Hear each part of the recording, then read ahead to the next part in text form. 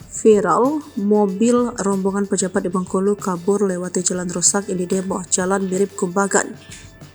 Beredar video memperlihatkan mobil rombongan pejabat diduga tak mau berhenti di jalan rusak saat didemo warga. Rekaman tersebut viral setelah diunggah oleh salah satu akun pada Kamis 12 Oktober 2023. Dalam video memperlihatkan sebuah jalan tampak rusak tergenang air. Kemudian 3 mobil hitam dengan plat merah melintas di lokasi. Para warga sekitar banyak yang hanya berdiri di samping jalan.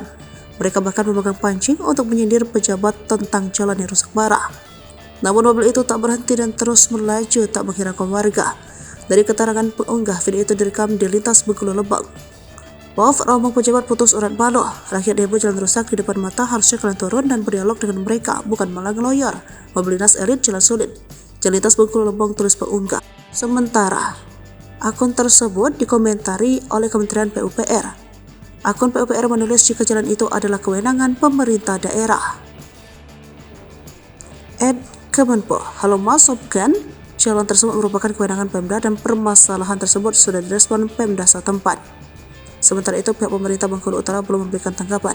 Video itu sendiri direkam di Desa Kulo Tidur, Bengkulu Utara. Namun video itu tetap mendapat banyak komentar dari para netizen.